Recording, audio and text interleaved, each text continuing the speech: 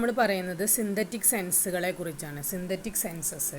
Okay, ഇത് നമ്മുടെ cutaneous സെൻസസിൽ വരുന്നത് തന്നെയാണ്.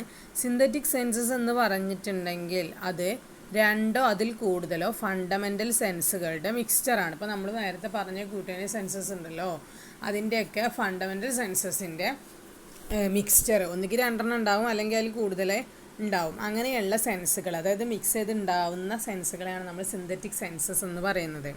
അതിന് എക്സാമ്പിളാണ് ടിക്ലിങ്ങും ഇച്ചിങ്ങും ഒക്കെ. ടിക്ലിങ് അറിയില്ലേ, ഇക്ലി, അതേപോലെ ഇച്ചിങ്, ചൊറിച്ചിൽ, ഇതൊക്കെ എന്ന് പറഞ്ഞു കഴിഞ്ഞിട്ടുണ്ടെങ്കിൽ സിന്തറ്റിക് സെൻസസ് ആണ്.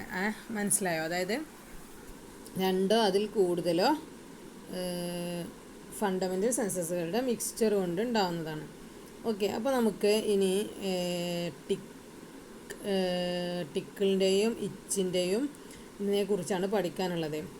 ആദ്യം നമുക്ക് ടിക്ലിങ്ങിനെ കുറിച്ച് പറയുകയാണെന്നുണ്ടെങ്കിൽ, ടിക്ലിങ് ഉണ്ടാവുന്നത് നമ്മുടെ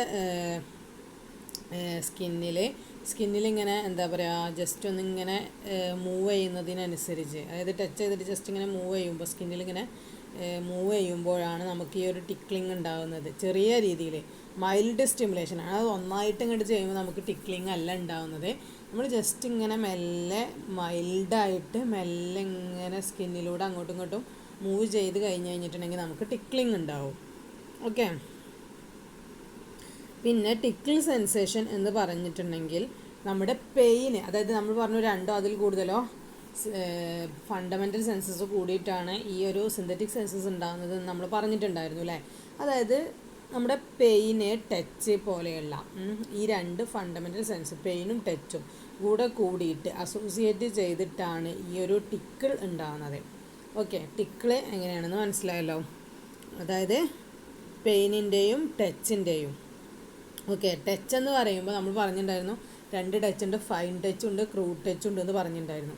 അതിൽ ഫൈൻ ടച്ചിൻ്റെ ആണ്. അപ്പോൾ ഇത് രണ്ടും കൂടെ കൂടിയിട്ടുണ്ടാവുന്ന ഒരു സെൻസേഷനാണ് ടിക്കിൾ. അപ്പോൾ ഇതിൽ ജസ്റ്റ് പാത്വേ കൊടുത്തിട്ടുണ്ട്. ഇത് നിങ്ങൾ വരക്കാൻ പഠിക്കൊന്നും വേണ്ട, അത് പഠിക്കാനും വലിയ പണിയൊന്നുമില്ല. അഥവാ നിങ്ങൾക്ക് ഇങ്ങനെ വലിയ ക്വസ്റ്റ്യൻ ആയിട്ടൊക്കെ ചോദിക്കുകയാണെന്നുണ്ടെങ്കിൽ നിങ്ങൾക്ക് വരച്ച് ഇതാക്കാനും വലിയ പണിയായിട്ടൊന്നും ഇല്ല. കാരണം എന്താ വെച്ചാൽ പെയിനിൻ്റെ പാത്വേ നമ്മൾ ഓൾറെഡി പഠിച്ചിട്ടുണ്ട്, ഫൈൻ ടച്ചിൻ്റെ പാത്വേ നമ്മൾ ഓൾറെഡി പഠിച്ചിട്ടുണ്ട്. അത് രണ്ടും പാരലായിട്ട്, രണ്ടും ഒരേ എന്താണ് അതിൻ്റെ ഇതെന്ന് പറയുക, ഒന്ന് DCN അതിൽ വരുന്നുണ്ട് ഫൈൻ ടച്ചിൽ, മറ്റേതിൽ അതില്ലാണ്ട് നേരെ പോകണത്. ഇത് രണ്ടും കൂടെ പാരലായിട്ട് കണ്ടോ. ഒന്നാമത്തത് പെയിൻ ഇവിടെ കൊടുത്തിട്ടുണ്ട്, ഒന്ന് പെയിന്, രണ്ടാമത്തത് ഫൈൻ ടച്ച്. ഇത് രണ്ടും പാരലായിട്ട് പോകുന്നൊരു പാത്വയാണ് എന്താണ് ടിക്കിൾ സെൻസേഷൻ്റെ പാത്വേ. അങ്ങനെ ഈ രണ്ടും കൂടെ പോകുന്ന, ഈ പാരലായിട്ട് പോകുന്നതിൻ്റെ മിക്സിങ് ആണ് ശരിക്കും ടിക്കിള്. അപ്പോൾ ഇതാണ് അതിൻ്റെ പാത്വേയെ കുറിച്ച് പറയാനുള്ളത്. ഓക്കെ, ഇപ്പോൾ ന്യൂറോ ഫിസിയോളജിസ്റ്റുകളെ സ്റ്റഡി ചെയ്തപ്പോൾ വളരെ സെൻസിറ്റീവായിട്ടുള്ള, റാപ്പിഡ്ലി അഡാപ്റ്റിംഗ് ആയിട്ടുള്ള mechano receptive free nerve endings കണ്ടിട്ടുണ്ടായിരുന്നു. ഈ ഫ്രീ നെർവ് എൻഡിങ്സ് ആണ് ടിക്കിൾ, ഇച്ച് സെൻസേഷൻസിനെ പ്രൊഡ്യൂസ് ചെയ്യുന്നത്. ഓക്കെ, വളരെ സെൻസിറ്റീവായിട്ടുള്ള, റാപ്പിഡ്ലി പെട്ടെന്ന് തന്നെ അഡാപ്റ്റ് ചെയ്യുന്ന mechano receptive free nerve endings.